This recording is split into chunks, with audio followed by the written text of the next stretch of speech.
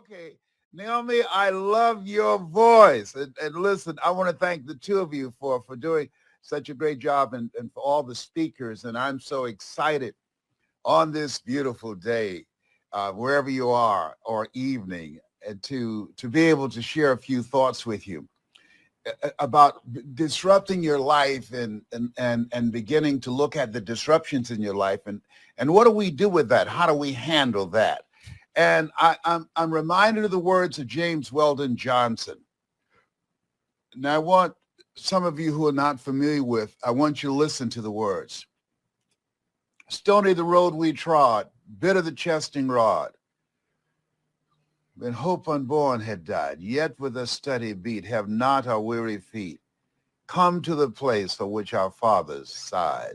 We've come over a way that with tears have been watered.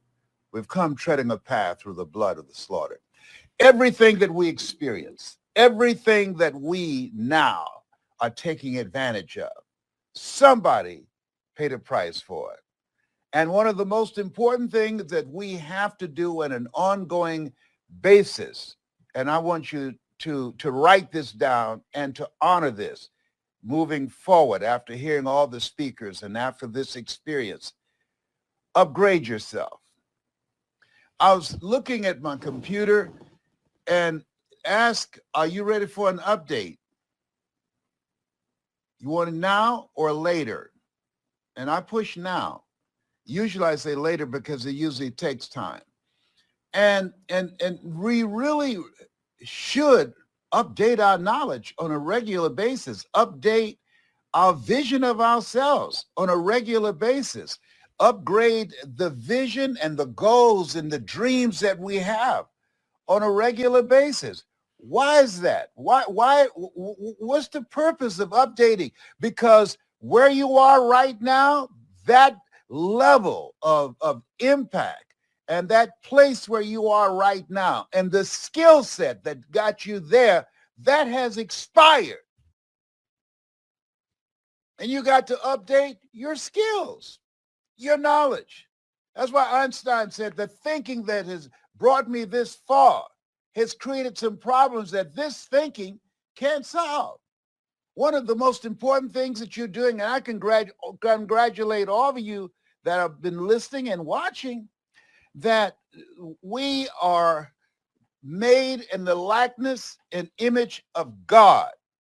Think about that. We're made in the likeness and image of God and been given authority and dominion over everything. Notice, didn't say some things, over everything on the face of the earth.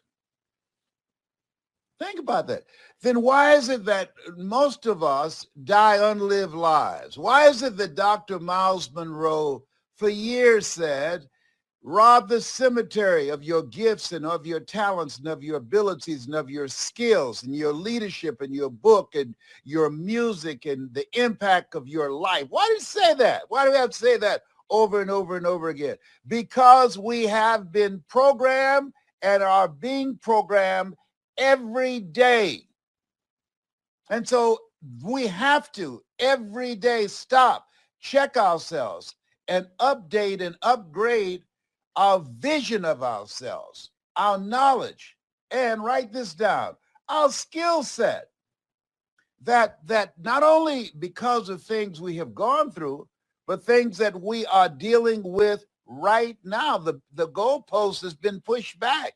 And there are things that are taking place right now politically to oppress, to deny, to exclude our participation. This is a different space. And here's the success of what's going on right now and why you're watching me and why your voice and your story and your knowledge is so important. We have been programmed to be spectators, to be fans. You look at the number of people that watch a summit and listen to speakers sharing their story and their experiences and how they got through and how they got over and how they got to the other side. Look at the number of eyeballs, the number of people who view those. And then you look at the number of people who view old basketball games, boxing matches, football, various acts of foolishness on the internet. The numbers are just minuscule based upon what you're watching right now. And I want you to know you're different. The fact that you're watching me, the fact that you listen to the speakers, you are different. The average person not watching this, they're looking at stuff. Who's the GOAT? And we're going to share, we've been sharing with you how to become the greatest of all times in your own life. Most people in their own lives, they are rookies. They're living a life of mediocrity. Our goal is to help you to begin to not die with your music still in you, as Shakespeare would say. It's about the music. It's about the fire. It's about your mindset of living your life on your terms. Most people aren't doing that because we have been programmed to be fans, to be spectators. And so what happens is that you can get so busy and consumed. And I had to look at myself. I said, wait a minute. What am I supposed to be doing right now? My life has changed. I used to think people in their 40s were old.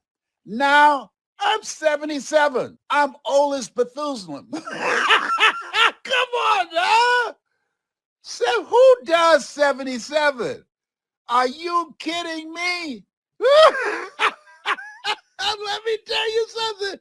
I get up real early. Before I get started, I get my little mascara out, and I start covering the gray hair. I don't believe in the gray hair. No, homie, don't be playing that. Honey, I'll be covering up. Why? My kids say, Daddy, you would look so distinguished with your gray hair. I'm not trying to look distinguished. Hello? I'm trying to look young. Just because I'm 77 don't mean I have to look 77. I don't have to. How many of you agree that I don't have to look like I got one foot on a banana peeling and the other one in the graveyard? If you can feel a brother up in here, just put some fire in the comment section so I can see it. Or say yes, yes, yes. Say yes 3 times. I ain't playing with you. I'm coming for you this afternoon. I'm coming for you. Did you hear me? So we got to get a checkup from the neck up because stuff's living at a time where we have instruments, algorithms that know more about us than we know about ourselves. But it's not just the knowing that's dangerous, but the manipulation that's dangerous. I saw something about how to reduce inflammation in your body. I'm a 4th stage cancer conqueror. So I said, let me see what that is. And sure enough, it was an infomercial. It was a commercial about a product, all right? Do you know, I timed it. I got numerous commercials coming on my phone, on my computer, about how to reduce inflammation in your body with herbs, with food, with exercise, with a variety of things. How is that possible? Because they're listening to us. Write this down. Behavior marketing. They're watching our choices.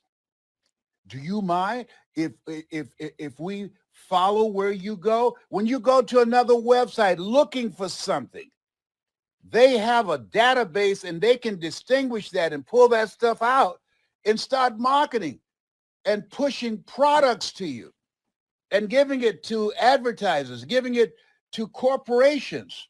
Here's what Les is interested in. He just put something in dealing with his inflammation. And we're going to start marketing to him about that. He also just put something that he wants a 6-pack. He says he only has 1 pack covering up 5 packs. Do we have something for him? Yes, I got something for him. Good. All right. Here's his email. Come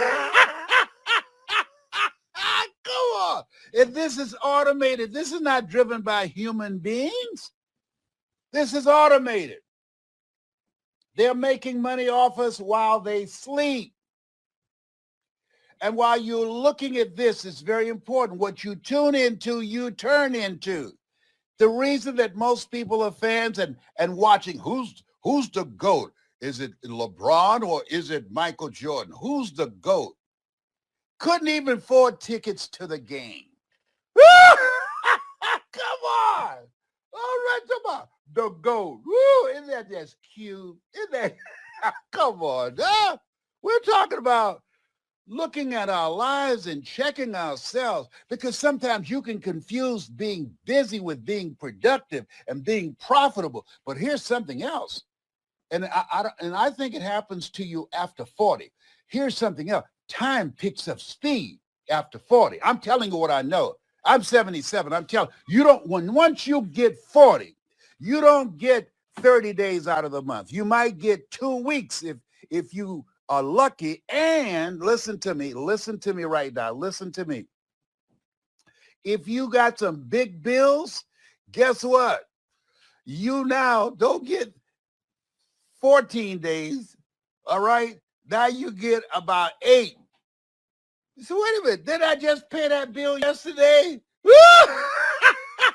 Come on. I mean, life has shifted. It has picked up speed. And so in order to navigate this, in order to live a life of love, of mind, of harmonious relationships, an achievement-driven, heart-centered life, you have to check yourself, update your knowledge and your skill set. And here's something else that's major. You have to look at your relationships. I want you to say to yourself every day, why? Every day. Can I just say it one time? No. McDonald's we know where they are. And every day there's a commercial. Why? They program us to go get their products. They program us to create a thirst. Write this down. The thirst. By saying what I'm going to share with you, it will create a thirst and a hunger to make it happen. It will activate something that's called the reticular activating system. It was designed to help us to begin to identify the things that we want and how to achieve them. They created a missile that was designed, and I want you to follow me on this. It's been a minute since I talked about this. They created a military device that was designed after the human mind. It was called the teleological missile. The teleological missile, once it got a target in sight, the teleological missile, when it was released, if the target went to the right, the teleological missile, this smart missile, would go to the right. This is technical.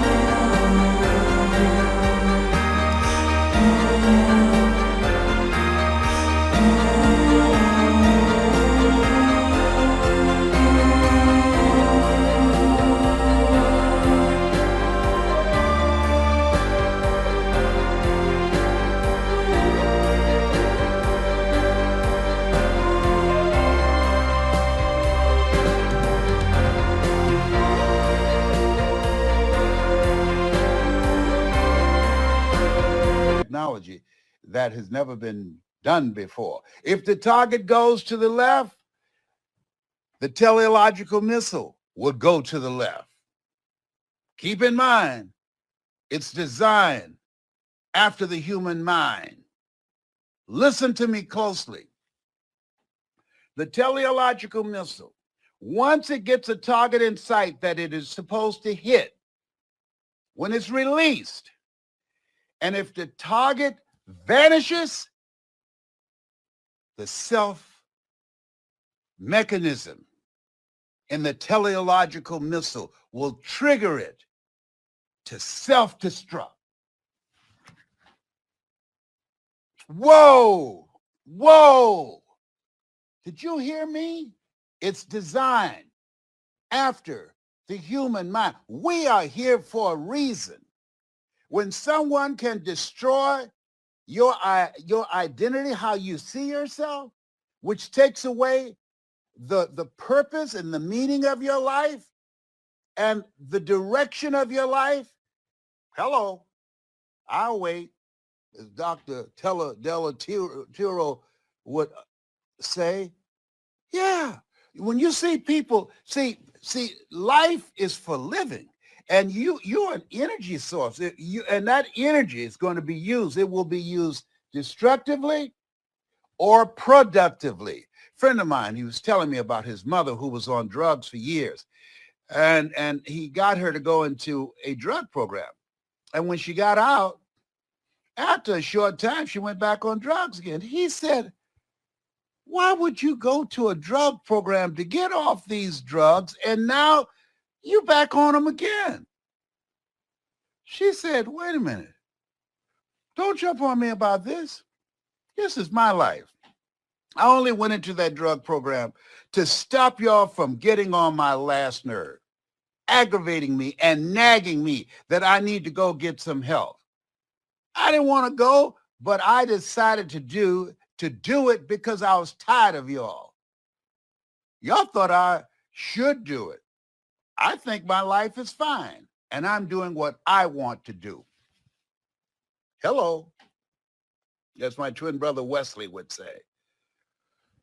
See, people who engage in self-destructive behavior, one, they have a negative image of themselves.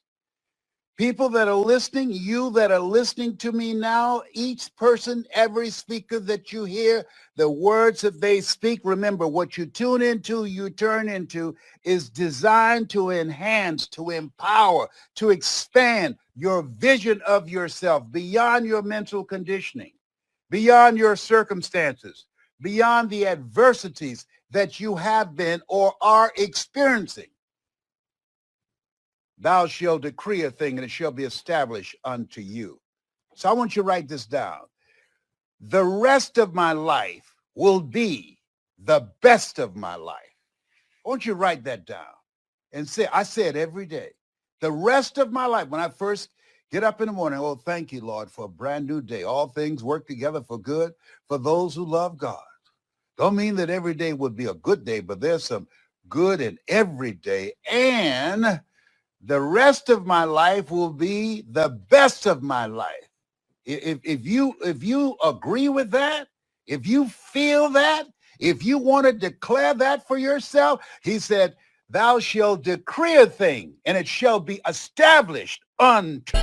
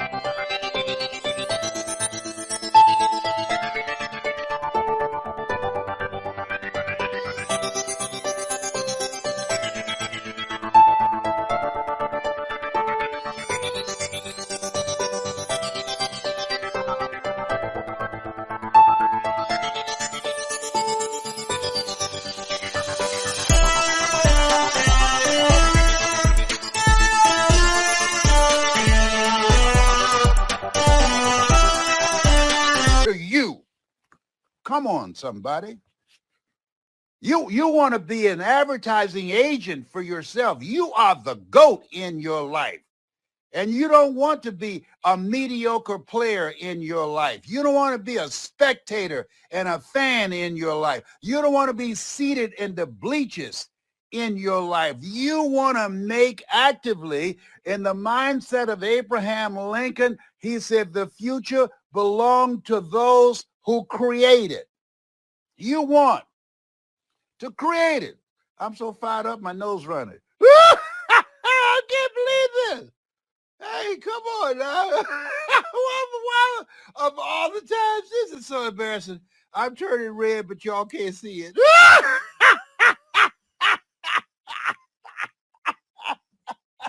Oh, Tyrone, you got to help me out. I've been, I was talking to Tyrone. We're doing a wedding rehearsal. Tyrone is my squirrel friend. And so I was just fitting him for his tuxedo. And he met Trina, his fiance Trina. And so we were doing a rehearsal because I'm working. I'm doing the officiations for it. So this is Trina. Y'all haven't seen Trina, but she gorgeous, honey. Miss Trina, come on, baby. Don't be shy. So this wedding, we're orchestrating this. When you've been locked up too long, you start talking to squirrels and conducting marriage ceremonies. You can't make this stuff up. Who marries squirrels? Okay, here's something else. You look at your life, write this down, realign yourself. Realign yourself. That's what people don't need to be in your life.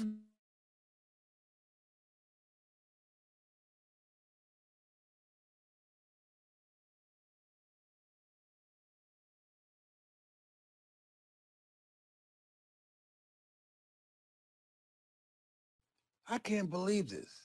Of all the time. For my mustache to be messing up. Oh.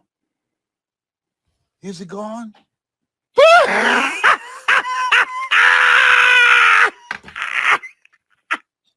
Who does this? You are crazy. I know.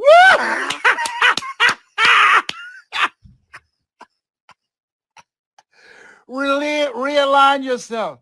Get some friends who love squirrels. That would be me.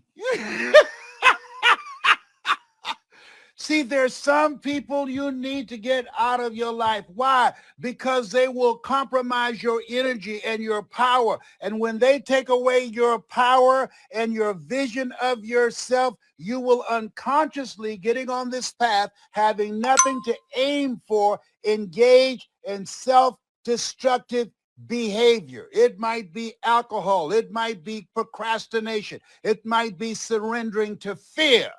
It might just be not doing the things that you need to do. It might be causing you to lose your focus. This is a time that you want to keep the main thing the main thing. This is a time that you want to be persistent. This is a time that you have to be determined. I was talking to a man who lost his only son, and he said he went in a room and found his son dead in bed from an overdose. He said he fell down on his knees and screamed out to God.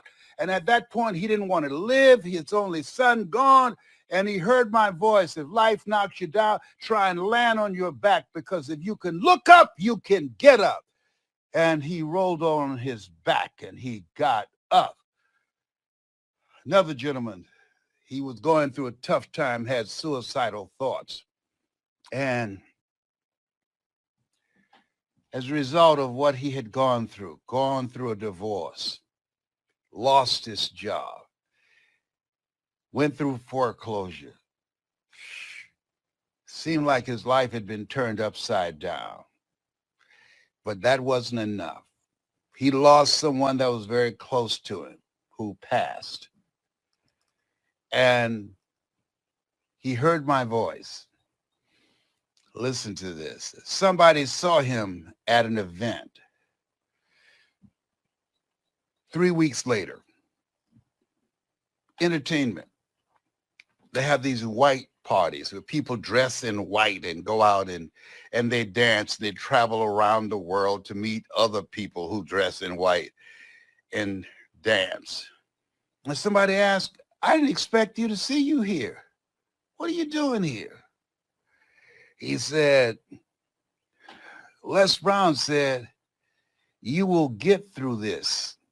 As I was in the arms of grief and feeling sorry for myself and being depressed, he said, sooner or later, you're going to get past this pain. And he said, I decided to make it sooner. Come on, somebody. Don't you make me get up and dance for you. Don't you come. I decided to make it sooner. Come on, bust the move. Mm-hmm. Yes, come on. Sooner or later, you will get through this. I decided to make it sooner. Write this down. We make decisions, and our decisions create our reality. That created a shift for him. The shift from grief to living life now. All of us sometimes need a word to shift our thinking, need a word to remind us that we have greatness in us. We have abilities and talents and dreams. We have some good stuff in us that God placed there. All of us have been chosen. If you weren't here now, there would be a missing piece to the puzzle of who is required to help make this world a better place. That's why Horace Mann said we should be ashamed to die until we've made some major contribution to humankind. If you agree with that, I want you to put some fire in the comment section.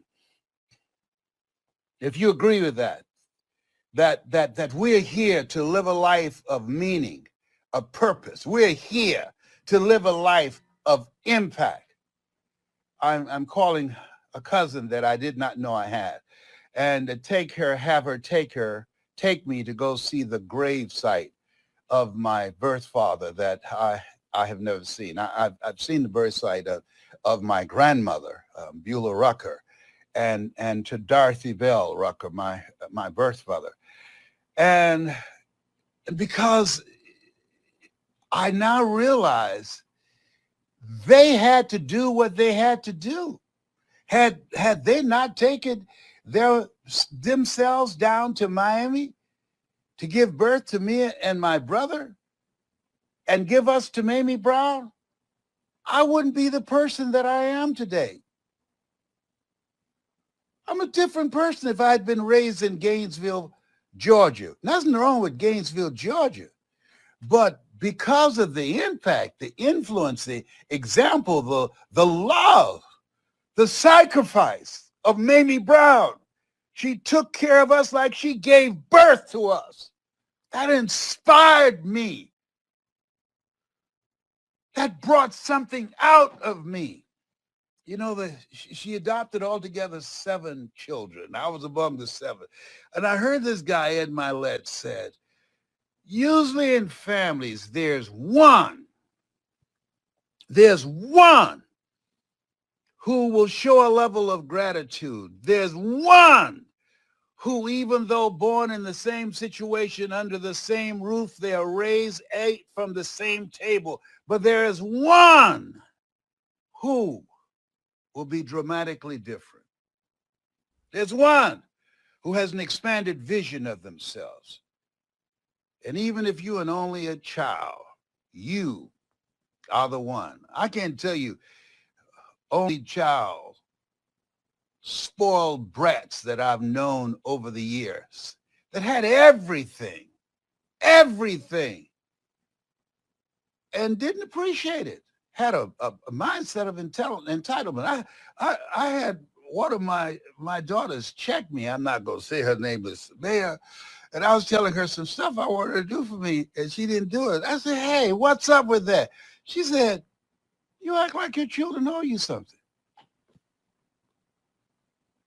At first, my feelings were hurt. But then I thought, My children don't owe me nothing. They didn't ask to be born. No, they don't owe me nothing. And so that was a wake-up call. You better take care of yourself, young man. I don't call myself an old man, young man. Yeah.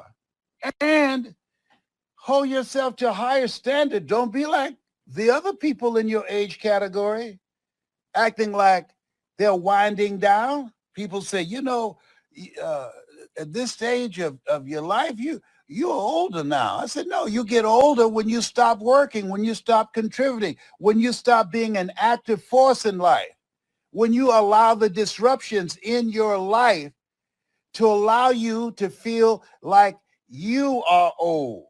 No, I'm still growing. Age is not determined by the number of Earth days that you have. It's determined, are you still relevant? Are you still making things happen? Are you still participating in life? Are you still engaged? The reason that you're watching me now is there's something in your heart that says, I am not going to die an unlived life. No.